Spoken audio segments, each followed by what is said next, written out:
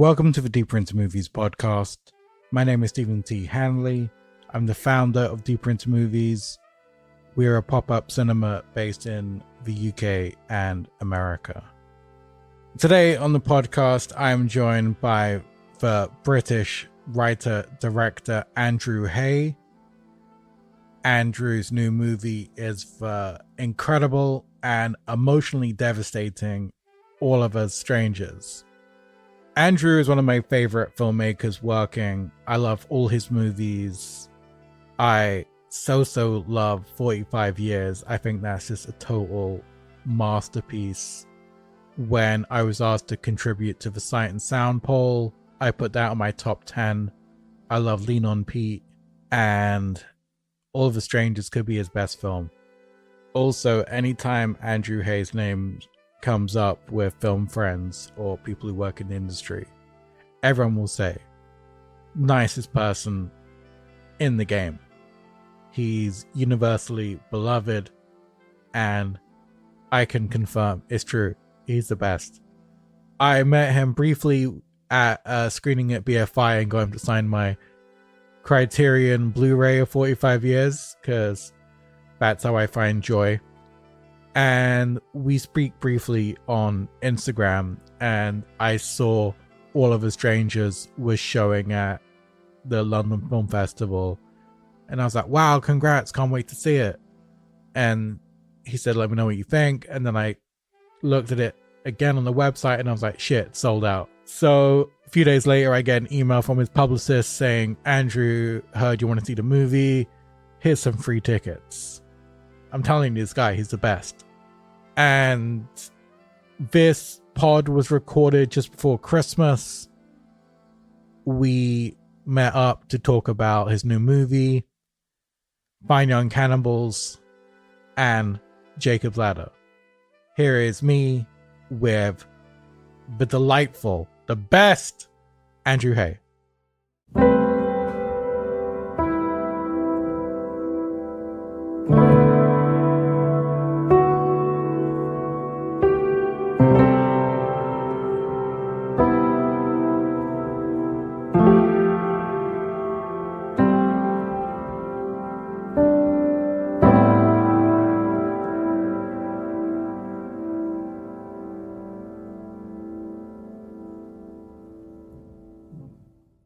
Hey, buddy.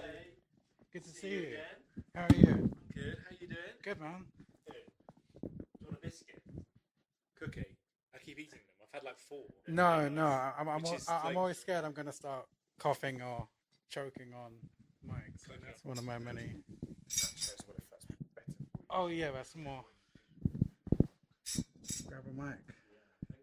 I'll put that there so I'm not clinging and clanging my tea the whole time. How's it going? It's going good. It's good to see you, yeah.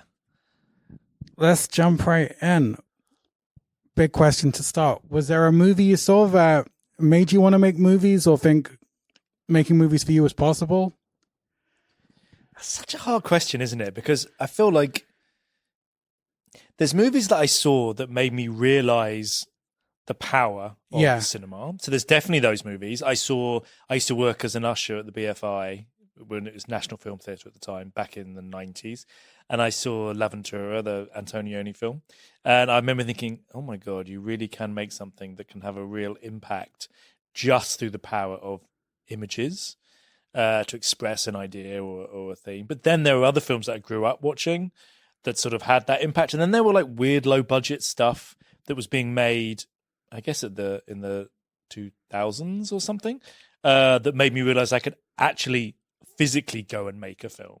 Do you know what I mean? Yeah, when I saw things like all the slacker movies like Clerks or Totally, yeah. Stranger in Paradise, or you can kind of see a film could literally about anything. Yeah, and all those kind of later movies, like remember Joe Swanberg was doing a lot of films, all those like what were called mumblecore films in America. I'd watched a bunch of them and was like, oh yeah, I forget. Of course you can just go and make a film for like virtually no money. Yeah, just like a mini DV camera and some friends exactly. and stuff. Yeah.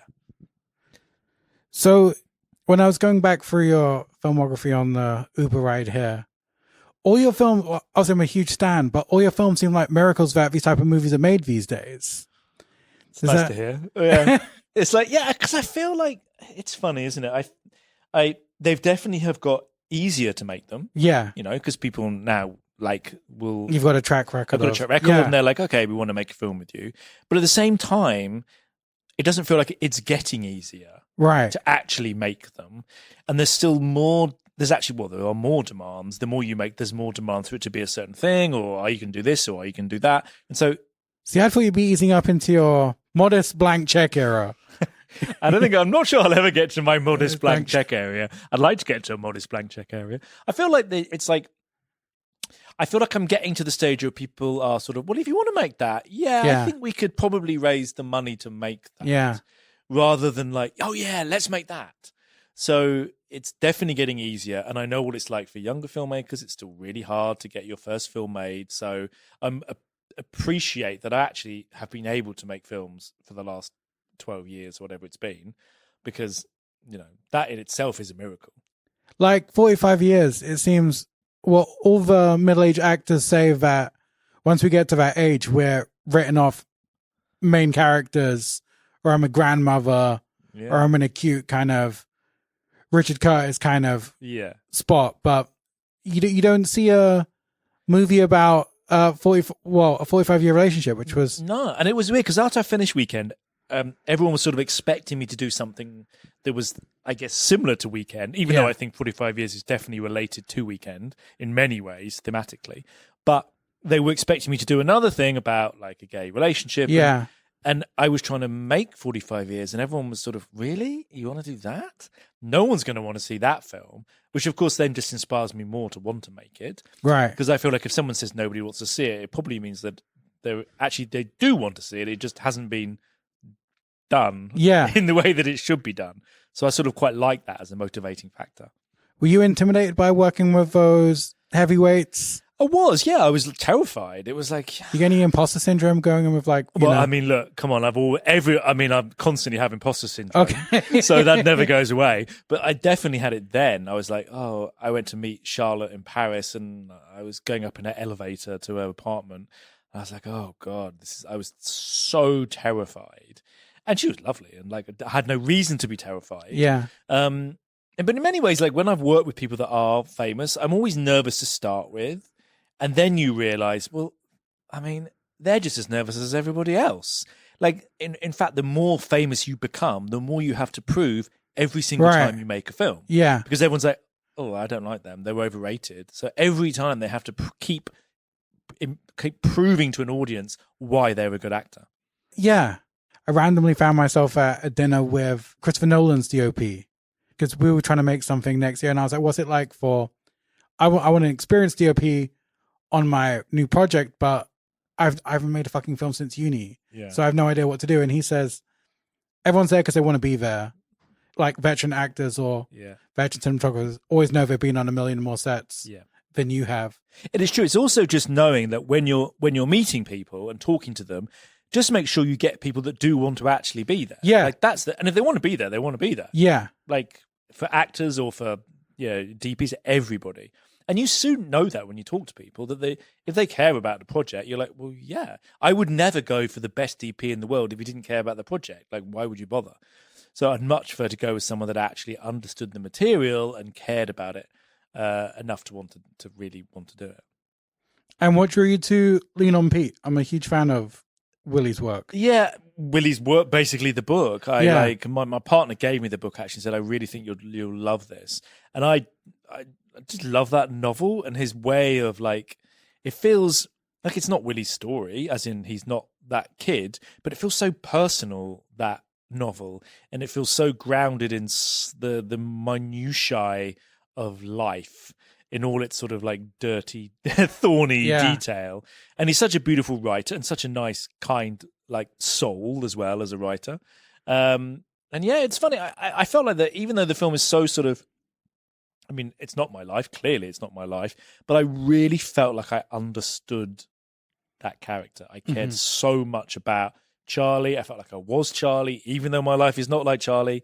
I loved the book, and that's basically why I wanted to make the film. I felt like that was the film for me. I think I cite that guy as changing my life when I met him before I started deeper into movies, I had this side hustle where I was freelance writing for magazines. I could get the interviews. Getting them home to magazines was always the issue. So I'd interview someone and lie and said it's for Vice, and then try and give it to Vice. And it usually worked, but I got a not polite message from Little White Lies like, stop doing this. And I was like, but I've got like a fucking interview with Chloe Sevigny, but how the fuck can I not find a home for it? But I spoke to Willie at a book signing and I just said, what's your favorite movie? And he said, probably Repo Man. And I said, I'm going to interview Harry Dean Stanton for the amazing documentary that came out about him. And he was like, I used to tell people Harry Dean Stanton was my dad. And I said, Harry Dean Stanton looks and sounds like my dad. And I think I have a present father figure, let the record reflect, but Paris, Texas hit me so deep with my dad's like a really quiet Irishman. And I was like, who says very little. And I was like, he looks and sounds like my dad. Willie was like, fuck, you're interviewing Harry Dean Stanton. And in my head, I was like, I am, but I haven't got a home for it yet. But I can't do Harry dirty. Out of respect, I cannot fuck with this guy's time and not find a home for it. So I said, right. I said, yeah, I am. And in my head, I said, right, you're going to find a home for it before you interview him. And I think that was the last time that I was fucking around. And did you find a home for it? Little White Lie said, yes, it's great. We'll take it. Good. But then after that, I said to Harry at the end, I said, this has been great. I'm obsessed with Paris, Texas, Repo Man, Pretty in Pink, Straight Story. I was like, you're my favorite actor. And then at the screening in Curzon, I met the director and she was like, Harry sent you a present. And he sent me like a signed vinyl of him singing Everybody's Talking. Oh my God, that's amazing. And I was like, what? That's like old school. Send that kid a gift. That's so sweet, isn't it? Incredible. I think that was one of his final interviews. And to the point it got weirder that when I had I had a dictaphone plugged into the landline and I was playing it back and my mom was like, why are you recording your dad? And I was like, fuck, if you think that's like my dad, that is my dad. Maybe he is your dad. You just haven't realized. Maybe your mom's not telling you something. Let's do a DNA test. Do a DNA test. Maybe you are Harry Dean Stanton's son. I'd love that. That would make a lot of sense. Yeah.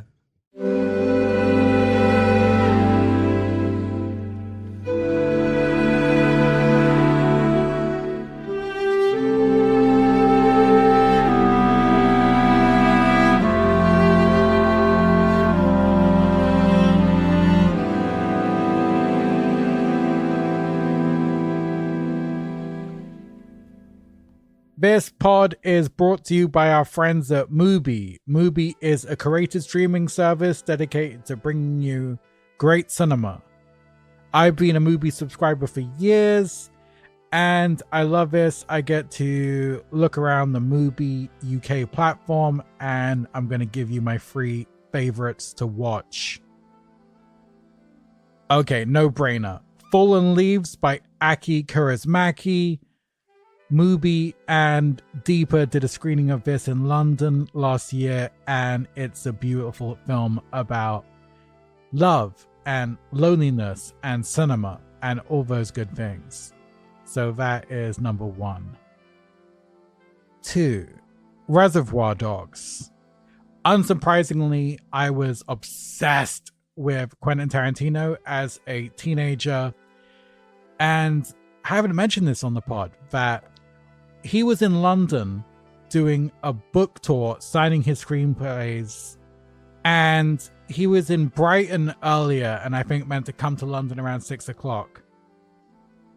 He was talking for so long in Brighton, he completely missed the window to get to London, and we were just left hanging about because Quentin was talking too much. That's the most Quentin thing ever. Regardless of that, Reservoir Dogs still stands up as a masterpiece. So check out that. Okay, finally, Pacification by Albert Serra. I've not seen this. Henry from the Deeper team keeps on talking about it. It was David Fincher's favorite movie of last year. All I know, it's it's a near 3-hour paranoid epic. Sold. So those are my 3 picks for you.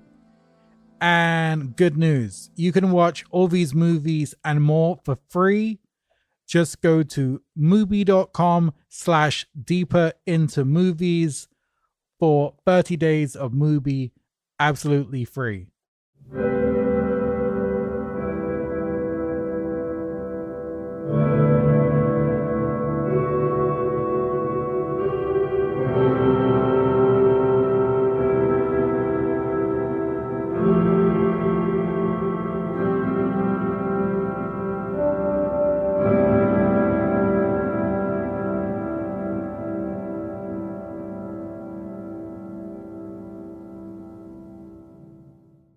So what drew you to this movie? Did you think like, is this something you've been boiling up inside you to address? You mentioned something roughly to that at the Q&A about age and relationships and family were just some kind of brewing inside you. Yeah, I feel like they were all, whenever you're drawn to a project, you sort of, it's almost like afterwards you're asked to say, why did you want to make this project? Yeah. At the time of making it, you really don't know because you don't have all the answers. You don't have any of the answers, basically. All you know is there is something about this story that I'm wanting to explore. And that is the thing that motivates me to do anything, any project. So I don't know what was bubbling up inside me when I decided to make this. It was pre-pandemic, but I wrote it during the pandemic. I was getting into I'm 50 now, I was in my late 40s, I suppose. I was thinking a lot about how the past has made me the person that I am and the things that parts of my past that I still need to reflect on and understand. So I feel like that's always been brewing up on me. And so I think it just made sense at the time. And then afterwards you're like, well, yeah, it kind of definitely makes sense. There's a lot of things I'm trying to explore about family, about my relationship to family, queerness in relationship to family, the similarities and differences between romantic love and parental love, and all of those things that are sort of been in quite a lot of my work, has all been bubbling under about how the past can erupt into the present and change everything within your present, even if it's something small from the past or something big from the past. So I think you just listen to your gut when you're trying to choose a film and that makes sense. And when I was thinking back that you went back to your childhood home and rebuilt it, that could have really did you know at the time was that emotionally devastating? Was that it wasn't emotionally devastating. It was weird going back to the house for the some first sort of time. Regression therapy. It was definitely like reparenting or regression therapy to some degree. And I hadn't been there for over 42 years, so it's been a long time since I'd ever even seen the house. So to go back and look at it and be from the outside and be like, is that the house? I think it's the house, but there's trees outside it now that weren't there 48 years ago. And it looks very different. And then going inside the house and realizing it sort of feels exactly how it used to feel, even though it's been redecorated. And then turning it back into my house, redecorating it how I remembered it being. I think it was just, more than anything, it helped the film. It's about someone going back into the past. And for me to have that feel grounded and real, I felt like I just had to do the same thing. It made no sense not to. If I'm writing about a childhood home, why would I not just make it my own childhood home? Sure. It's like, in many ways, just easier than have to come up with a new childhood home. I'll just use my version of my own. And there were times and it was like, what the fuck am I doing? And this is so strange. And why am I doing this? But I think it helped everybody, weirdly. It meant that everybody had something to talk about when they were in that house. And they started talking about their own memories, their own histories. The actors would talk about their own childhoods. And I think it sort of fed into a feeling of intimacy that then stayed within the film and then came out on screen. Did any of your family come on set too? No, I didn't let anybody come. It felt like it was sort of bringing two worlds together that I wanted to keep very, very separate. And I think actually, if my mum had, let's say, had come to the house, right, it would have been a disaster for me emotionally. Right. But so I had to keep everybody separate. And it's funny, when you're making something that feels personal, you're choosing to reveal certain things and not reveal other things. So it's not like it's not an autobiographical film about me. Mhm. There's just elements of my life that are definitely in the film, and there were lots of elements of my childhood that are nowhere near the film and are separate from the film and exist down the road of the story, and the audience won't know about and has nothing to do with them. So you're always just choosing about what you're ready to reveal, I suppose, and what you're not wanting to. Do you ever get in your own head about people projecting onto the film like this is the Haigh bio? Yeah, I do a little bit, because obviously everyone, the first thing says, I've been to screens. Kind of like, do I have to preface that I had a present father figure who didn't disappear into the desert, like Harry Santa and stuff. And people like, everyone thinks my parents are dead, so everyone thinks they're dead. Everyone's like, "I'm so sorry you lost your parents in a car crash," and I'm like, "I haven't lost my parents in a car crash; they're not dead." And it's like a weird conversation, because then you feel like they can think I've tricked them, like I'm allowing this film to be made that I'm saying is personal, but clearly my parents are still alive. But a film can be personal without being autobiographical, obviously. For sure, yeah. And in fact, they're often the most personal. I think a lot about Terence Davies, right? Yeah. His films felt so personal, even when they were nothing to do with him from the, you could tell a story about Emily Dickinson, right? Yeah. It doesn't seem like it's about him, but you feel like he's constantly in the background of that story. Yeah. And that is the kind of personal cinema I like, is when it doesn't have to be autobiographical, but it feels personal. What were you watching for inspiration for the film? Did you show the... I didn't show much, is the thing. I didn't think... there were like films I looked at, and I basically looked at a lot of films that varied from proper serious drama to genre pictures. Yeah.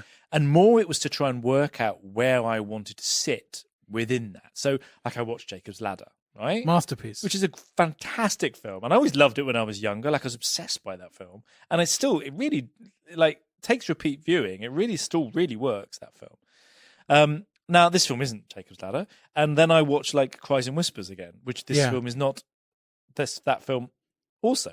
But I sometimes just try and watch a bunch of films to sort of navigate myself in where I want my film to sit, rather than it be like, I'm going to use this shot as inspiration. Yeah. I'm going to use this tone as inspiration.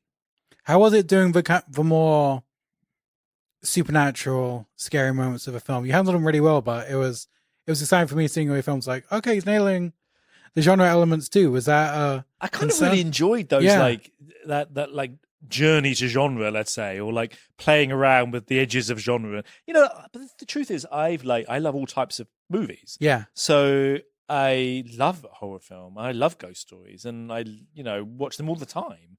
And so I used to read all Stephen King books when I was a kid. Same. And just adored them. I just was like obsessed by them. What was your King book? It was all. I mean, I loved when I read that. It was all like The Shining and Carrie and Cujo and all of those books.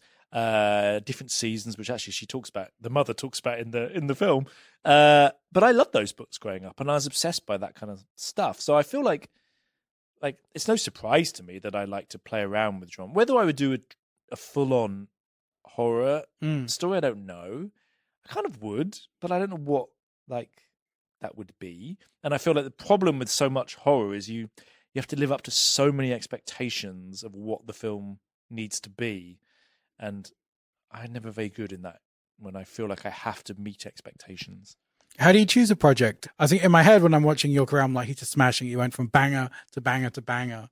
And then I was watching the Palmer documentary, and he was saying directors can't, everyone thinks we have this beautiful map of our career, but it's not. It's this got optioned. Yeah, that's this true. Director dropped out.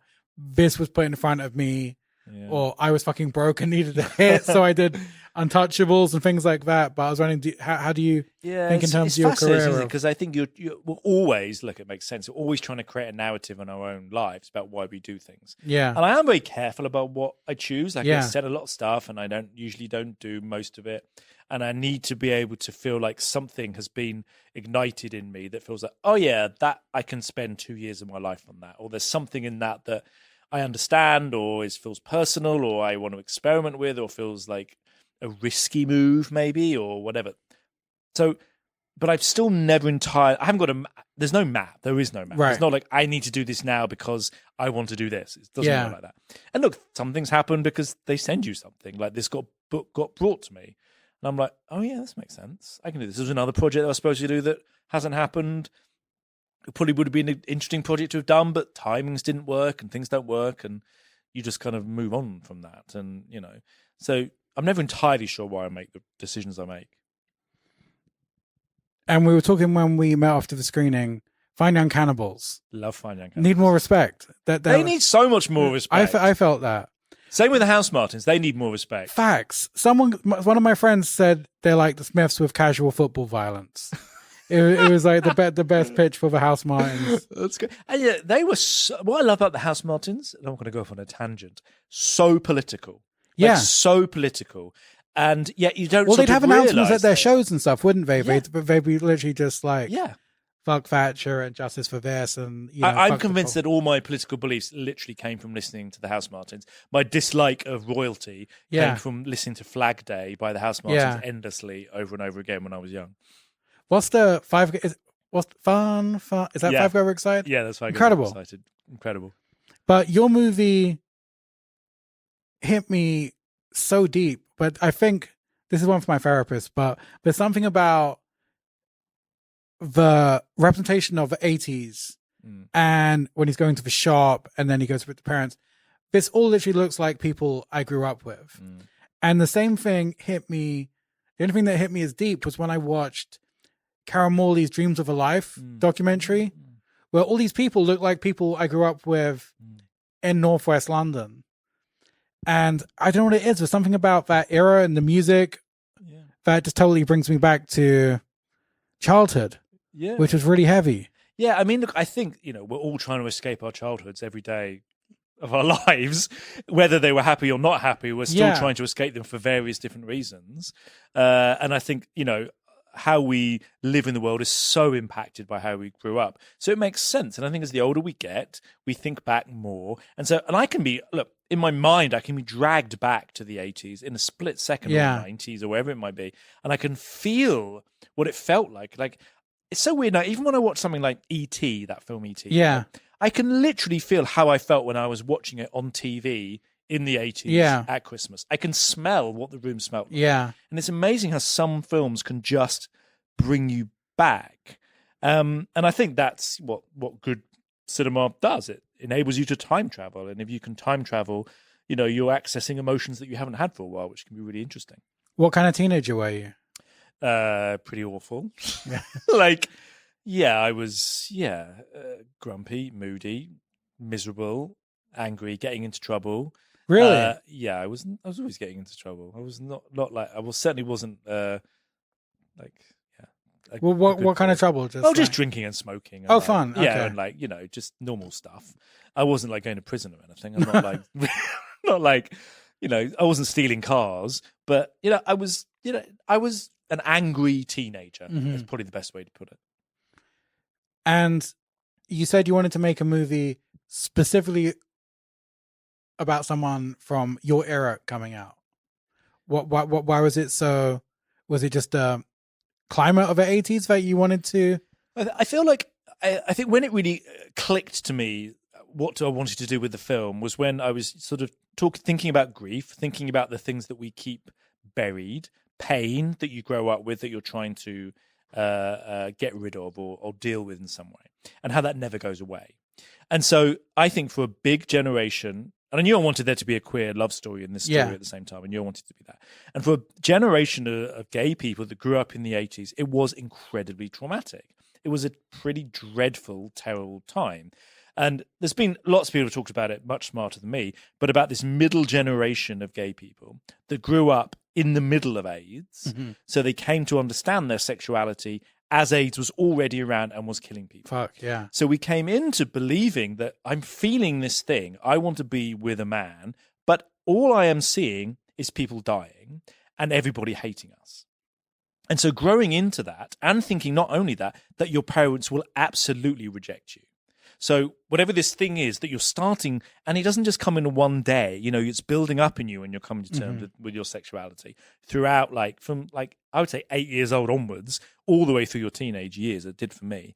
And everywhere around me was like, no, you're going to die. You're going to be lonely. You're never going to meet anybody and everyone's going to hate you. And so for a lot of gay people of that generation, we are traumatized by that feeling. And it's why there was so much shame and why there was so much like self-loathing that we didn't put on ourselves, it was put upon us. And so I think the story for me was about how we think we've moved on, but it's not always easy to move on. The world is very different now. Everyone seems to have forgotten how they treated us. It doesn't mean that we've forgotten it. We can still remember it. Right. And so for me, it was really interesting to match that with a story of loss and grief, because I remember reading this thing about gay people of a certain generation are often really nostalgic about something that they never actually had. And I'm really interested about nostalgia and how that kind of hauntology, like Mark Fisher talks about. What does he say? He was referencing Burial. That Burial sounds like, I would say it sounds like Haunted Garage, but Burial has never been to a fucking rave.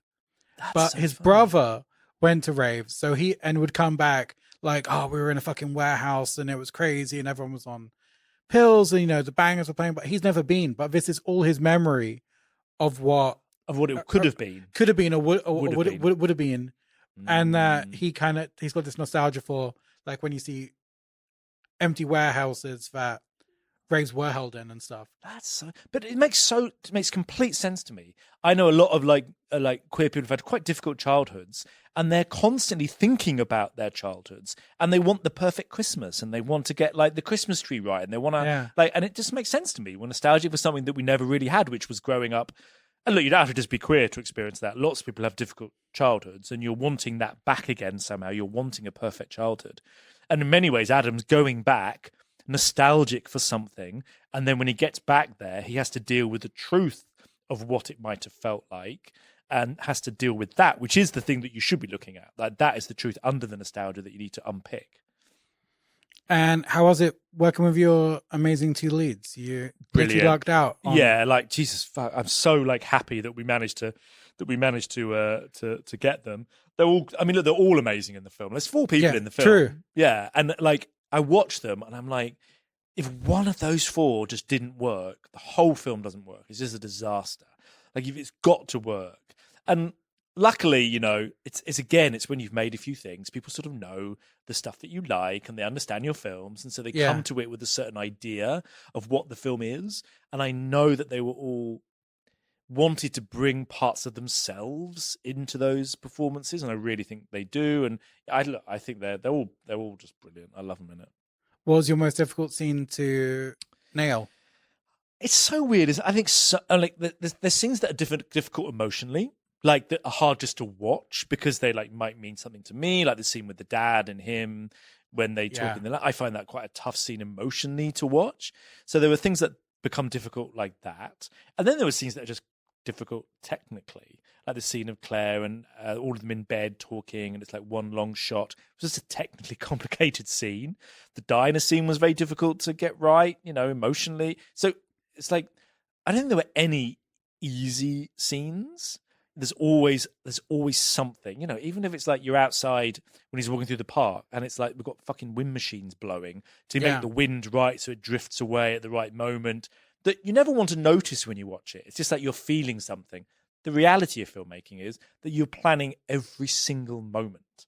You've got like an industrial wind machine that's blasting this noise across this tranquil scene, and you're hoping that it's just going to bring some magic to what it is on the screen. Did you watch Uzak? Was that a big reference? I always watch Uzak, so I like watching. Oh God, of course you do. I watch it over and over again because like there's so much texture. I love that film. Yeah, but for urban alienation and loneliness, I think there's a better film. Let's call it urban melancholy or whatever. I don't know how to describe it. That film is the best depiction of that. But he does so much with like wind. All his films actually. There's always wind that is there and drifts, and he's a master at like bringing you into a sort of strange liminal space that sort of comes out of nowhere sometimes in his films, and then just comes back again. And he's really a master at that. So I often watch his movies, not just Uzak, just to sort of like, I don't know. Yeah, that's like the best representation of male loneliness I've seen on screen. And inability to communicate, but the desperation to you communicate. can feel because they both kind of possess negative qualities in each other that they kind of resent each other and stuff. You can see. And also they're actually desperate to connect. They do, yeah. They really want to. They really, really deeply want to. But for whatever reason, they can't. And that just speaks to so many relationships. You often want to be honest. Like, people have asked me in this of like, now I've had these conversations in the film, would I have these conversations, say, with my mum? No is the answer. I wouldn't, because it's like real life is much harder to have real conversations. In films, you can sort of go to some magical space and have conversations and explore things that you can't in real life. Yeah, I find that really weird. My nephew and my brother both listen to my podcast, and I've definitely revealed things on my podcast that I haven't said. And do you talk to them about it when you know they've heard things? No, words we don't say. It's funny, isn't it? It's really weird. Yeah. I think I think that's why you completely devastated the entire audience when you have the no spoilers, the scene in the diner when the dad says what everyone wants to hear. Yeah. But they'll never say that. No. We'll never say it. And when you do lose someone, or when they're at the end of your life, there aren't the conversations you have. Because actually, you just usually don't want to make them afraid. And you just want to you don't want to have those big conversations. I don't want to make it weird. I don't want to make it weird. That's basically, I don't want them to think that they're about to die, is often what it gets, it's the emotion that you have. So you never get to actually have those conversations. But in some weird way, you can have them. You can just have them in your head. And that's almost can be enough, I think, sometimes. You have the film. Have your parents? You've probably been asked this a million times. Have your parents watched the film? My dad has dementia, so he won't. Right. He can't. He won't see it. He wouldn't like understand what he was watching. But my mum has seen it. She came to. I did like a screening for her by herself to watch it, and then she saw it at the London Film Festival there. And I don't think it's necessarily easy for her to watch. Sure. At all, and we've sort of skirted around conversations afterwards in relationship to the film, and then I'm just like, oh, it's fine, let's just go and have something to eat, and let's not worry about it, and let's talk about something else. So it's funny, isn't it, how hard it is to actually say how you feel. That's a beautiful line to end on. Let's end there. Perfect, thank you.